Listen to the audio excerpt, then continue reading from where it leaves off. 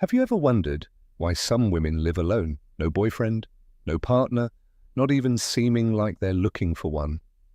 The answer isn't loneliness, lack of options, or heartbreak. It lies in something more uncomfortable, more unsettling, something that deconstructs everything we were taught about a woman's role. Because when a woman chooses to be alone, she isn't getting lost, she's finding herself. And that kind of self-discovery doesn't come with applause, likes, or company. It comes with silence, strength, and a kind of freedom most people still don't understand. No, she's not lonely, she's selective, she's not cold, she just got tired of burning for people who never wanted to feel the warmth. There's something profoundly threatening about a woman who doesn't need a relationship to feel whole. Because that shatters the logic of control, dismantles the myth of emotional dependency, and reveals a brutal truth. Most men don't know what to do with a woman who doesn't need saving. And most women are still learning to recognize themselves in that silent, yet deafening mirror of power. Carl Jung once said that everything we deny in ourselves becomes part of our shadow. And many of these single women are actually a reflection of the collective shadow. They are what many dream of becoming, but few have the courage to embody. They don't scream for love, they whisper their choices. They don't put themselves on display to attract attention. They retreat to preserve themselves. They're less interested in charming princes and more in their own peace. And that makes people uncomfortable, because while the world demands urgency to be with someone, these women have discovered the power of being with themselves. The woman who lives alone without a boyfriend isn't lost. She's operating on a different level. A level where nothing is begged for, it's chosen. Where approval isn't needed, presence is enough. And maybe that's why she sparks so much criticism, so much judgment, so many attempts to label or explain her. But what many still don't understand is that behind her apparent absence is a presence that fills, that transcends, that challenges the emotional status quo. She doesn't want just any kind of love, she wants something that doesn't shrink her. And until that comes along, she stands strong, whole, complete. Maybe you don't get it right now. Maybe you think it's exaggeration, pride, or emotional damage in disguise. But deep down, way deep down, there's a question inside you, a quiet one that pulses even when you try to ignore it. What if that silent path is actually the only one that leads to the most important kind of love, the one that starts with you? The silence that surrounds a woman who lives alone is not emptiness, it's a sanctuary. And those who don't understand the value of that space often call her cold, distant, or even arrogant. But what few people see is that she didn't build that fortress to shut the world out. She built it to not lose herself. Carl Jung also said that everything we don't face in ourselves, we end up projecting onto others. And maybe that's why so many women still confuse solitude with absence, when in reality, it can be the fertile ground for self-discovery. While most people look to fill themselves through external connections, this woman turned her gaze inward. And there, in the vastness of her own unconscious, she faced the ghosts she avoided for years. Childhood wounds, unspoken abandonments, attachments disguised as love. Her decision to be alone didn't come from an open wound, but from a scar that finally healed. She didn't stop believing in love, she just stopped accepting what others called love when it only made her feel smaller. This woman knows chaos. She's loved until she lost herself. She's given too much. She's begged for crumbs that never should have been offered in the first place. But at some point, she woke up. And that awakening wasn't sudden. It was a series of disappointments that stopped hurting and started teaching. What you see now isn't coldness, it's emotional maturity. And maturity is scary because it demands presence, depth, and truth. She doesn't want just any company, she wants reciprocity. She's no longer attracted to promises but to real presence. And maybe that's why she seems unreachable to many. Because she doesn't want to be saved, she wants to be seen. And that takes more than charm or sweet words. It takes courage to dive into the depths where few dare to go. And that's where many give up, not because she's difficult, but because she's whole. And when a woman becomes whole, she awakens two extremes in the world: admiration and fear. Admiration from those who are also seeking that wholeness, fear from those who still live in halves, waiting for someone else to make them feel complete. She doesn't want to complete anyone. She wants to overflow alongside someone who has also found themselves. Until then, she remains alone, not by fate's whim, but out of loyalty to her own soul. This woman isn't hiding, she's protecting herself. There's a vast difference between isolating and preserving oneself, but the world doesn't easily accept a woman like this. A world that still preaches happily ever after, only exists in pairs, a world that distrusts those without a partner, as if that were a sign of failure. Carl Jung once said that where convention rules, there's little room for authenticity. And this woman doesn't live by convention, she lives by essence. She hears phrases like, "You're too picky," "You should be more open," "Nobody's perfect." And she smiles. A calm, steady, almost ironic smile, because she knows what many call picky is simply the bare minimum. The minimum it took her decades to realize she deserves. She's not looking for perfection, she's looking for someone mature enough to love without destroying. Someone who's done the inner work she has already faced. And let's be honest, that's not something you find on just any street corner. The discomfort she causes isn't in what she says, it's in what she represents. She's living proof that it's possible to be happy without depending on anyone else. And that tears masks off. Men who feed on female insecurity feel threatened. Women still trapped in the need for approval feel judged. But she isn't here to confront anyone. She's just being. And the authenticity of someone who has freed herself is by itself a brutal mirror to those still living in chains. This woman isn't in a hurry. She doesn't need to rush things to please anyone. She respects her own pace. And for that she stirs a silent fury in a society that wants everything now. She wants depth while the world chases distractions. She wants presence while the world offers only shallow availability. She longs for soul-level bonds while everyone else is trying to look interesting on the next Instagram story. And when she says no, it's not a game, it's truth. When she walks away, it's not drama, it's self-defense. When she chooses to stay home instead of going out with someone empty, it's not arrogance, it's clarity. And that clarity, earned through pain and surrender, is her greatest revolution. Because she doesn't live to please, she lives to be. And that simple act, being, is what makes her so dangerous to the system. Perhaps what unsettles people most about this woman isn't her solitude, it's the peace she's found within herself. Carl Jung taught that those who look outward dream, but those who look inward awaken. And it was precisely that inner journey that she took. It wasn't easy. It was a grueling process of stripping off masks, facing the ghosts of emotional dependency, and rebuilding herself piece by piece. She no longer defines herself through the eyes of others. She sees herself through her own eyes. And that changes everything. How many times have you wondered if being alone is failure or freedom?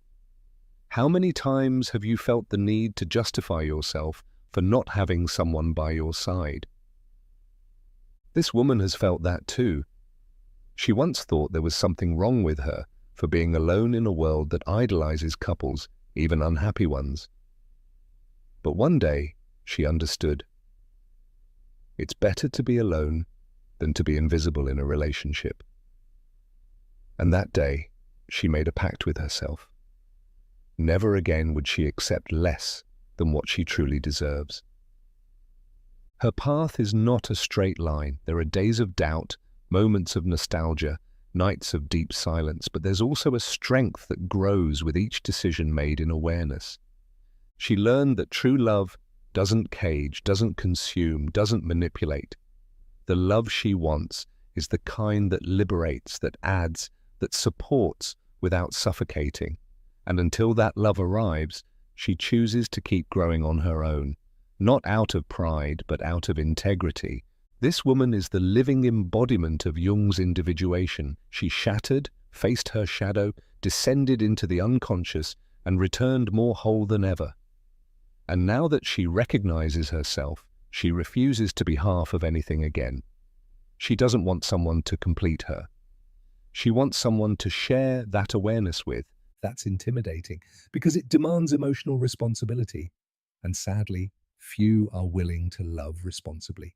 Most still love out of lack, out of possession, out of fear. And if she walks alone today, it's because every step echoes with learning. Every no she gives is an act of self-respect. Every absence she imposes is a reminder that love should never be begged for. She no longer needs to prove anything to anyone. And that certainty, born from the deepest part of her soul, transforms everything around her, because a woman who has rediscovered herself becomes dangerous, not because of her weapons, but because of her clarity.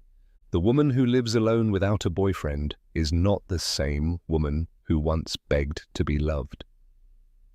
Something inside her broke, and it was precisely that break that set her free. Because sometimes, only in collapse does the soul find its new form. Carl Jung used to say that the tree that grows to heaven must also have roots that reach down to hell. And that's exactly what she lived through. She descended into the hell of her own story, faced ancestral fears, inherited pain, traumas that weren't just hers, but those of all the women who came before her. She broke cycles. She said no to relationships that repeated the same toxic script. She learned that it wasn't her job to heal anyone, save anyone, or accept crumbs out of fear of being alone. And when she stopped accepting less, the world tried to convince her she was wrong. But she stood her ground, first with uncertainty, then with awareness, and finally with invulnerability. Because someone who has lived in their own abyss no longer fears absence. She learns to nourish herself with silence, to warm herself with her own presence. She's not unreachable. She simply no longer allows herself to be invaded. There's a world of difference between opening your heart and letting yourself be torn apart. She opens, yes, but only for those who come in truth. Not with rehearsed speeches or empty promises. She's seen enough to tell the difference between presence and performance. Her intuition has become sharp. Her energy is a filter. She can sense from afar what lacks depth, and she doesn't hesitate to walk away. Her transformation isn't superficial. It's archetypal. It's as if she's tapped into an ancient wisdom, an old memory that women weren't born to serve, but to express. Not to be shaped, but to overflow. And in accessing that memory, something awakened in her. A wild woman. Intuitive. Emotionally sovereign. A woman who, though alone, is far from lost. She's in communion with something greater, with her own destiny. And no matter how much they try to reduce her with labels, cold, difficult, distant, nothing sticks, because she no longer lives to fit in. She lives to expand. She no longer fights for attention. She radiates presence. She's no longer waiting to be chosen. She does the choosing. And that reversal of logic confuses those who still try to control the feminine. But she's no longer there. She's already crossed the threshold. And on the other side, she discovered that the real relationship begins only after you've loved yourself enough to not need anyone. There's something sacred about the way she walks through the world. She doesn't need applause or public validation. Her confidence is quiet. And it's in that silence that her true strength lives. Carl Jung said that everything we face within eventually becomes our destiny. And perhaps that's why this woman, in choosing herself again and again, has become the author of a destiny that few can understand, but many secretly envy. She no longer tries to fill voids with promises or convince anyone that she deserves love. She doesn't beg for space in anyone's life because she's learned that presence should never be begged for. It should be invited. And when the invitation doesn't come from truth, she simply declines. She doesn't react with anger or bitterness. She steps away with the dignity of someone who's gotten lost too many times to let the same wound happen again. What few people understand is that this woman still longs for love. She still wants to be held, touched, chosen. But she wants it without losing herself. Because she's spent too long trying to squeeze into molds too small for the soul she carries. Now, she only offers herself where there's room to be whole. And that requires a level of maturity that goes far beyond romance. It requires awareness. It requires having faced one's own shadow and still choosing to love. She's not looking for fairy tales. She's looking for a soul alliance, a connection where there's no domination or submission, where both can grow beside each other without dimming their colors, silencing their pain, or shrinking their dreams. And if that seems too much for some, so be it. Because she'd rather wait than survive on emotional crumbs. And to many that sounds like arrogance, but it's really just self-love in its purest form. We are witnessing a new archetype of woman. A woman who has walked away from the superficial and dived into the depths. Who got tired of being merely desired and chose to be respected. Who chose to be alone, not because she gave up on love, but because she began to understand that real love never demands self-denial. And when a woman understands that, her whole world begins to change. She doesn't need to raise her voice to be heard. Her presence speaks before any words. Wherever she goes, the energy shifts, like something in the room realigns subtly but unmistakably. This isn't mysticism, it's energy. It's the weight of someone who has already faced the most brutal inner wars and chose to return in peace. Not because she conquered all her fears, but because she learned to live with them without being defeated. Carl Jung would say she found wholeness not by eliminating opposites, but by integrating them. This woman doesn't reject love. She's simply learned not to submit to unbalanced relationships where one must dim so the other can shine. She longs to love, but in a love where her essence doesn't need to be edited. A love where she can be both shadow and light, laughter and tears, silence and storm. Because she realized that those who only love the pretty parts haven't yet learned what love truly is.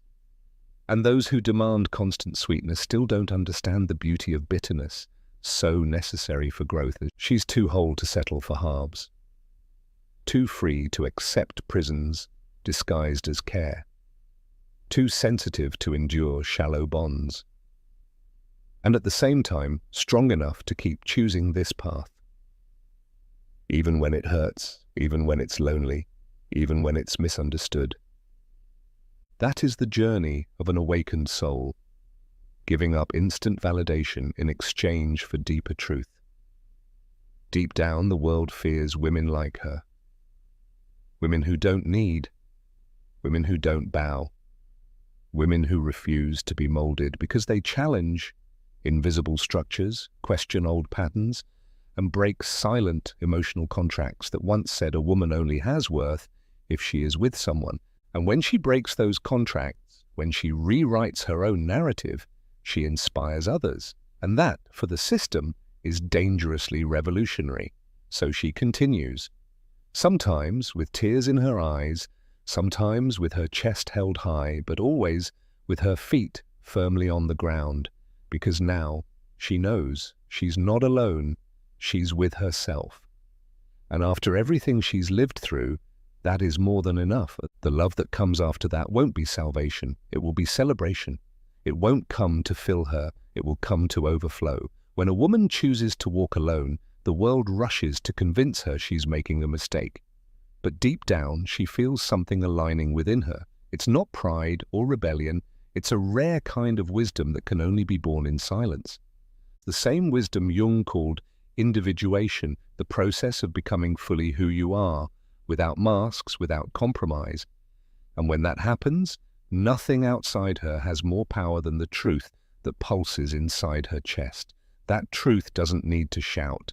It can show itself in the way she quietly closes a door without resentment, in how she withdraws when the environment no longer nourishes her, in the way she smiles in peace, even with no one by her side. Because she discovered that being alone is not a punishment, it's a vow of loyalty to her own soul. And the soul of an awakened woman does not submit, does not dim, does not beg. It simply is. And that is enough. The world will keep trying to tell her she's missing something. It will keep offering distractions, plastic princes, love made for display. But she's already seen behind the curtain. She's already understood. It's not about finding someone. It's about never losing yourself again. And when that realization blooms, everything changes. Desire becomes discernment. Lack becomes choice. Waiting becomes a path. And what once hurt now teaches. What once bound now sets free. You can feel it deep inside. That stirring, that spark. Maybe it's a memory, an old wound, a nostalgia that never made sense. Maybe it's the image of a woman you once knew, or the woman you've become. In either case, something within you is asking to be seen more clearly, something that no longer fits in old molds, something that, if you let it, could completely transform how you relate to love, to others, and most importantly, to yourself. That woman who lives alone is more than just someone who doesn't fit the mold. She is a living symbol of emotional freedom, a reminder that it's possible to rebuild without hurry, without fear, and without needing to prove anything to anyone. She doesn't walk ahead of anyone, but she doesn't follow either. She carves her own path, unique, inviolable. And along that journey, she lights little fires for others who are waking up too. If something inside you was touched by this story, maybe it's because, deep down, you too are ready for a new kind of love. A love that begins with reconciliation with yourself. A love that feeds on silence, presence, and truth. A love that can't be negotiated, begged for, or disguised. And if that love hasn't come yet, maybe it's because you first needed to become the woman who no longer accepts less than she deserves.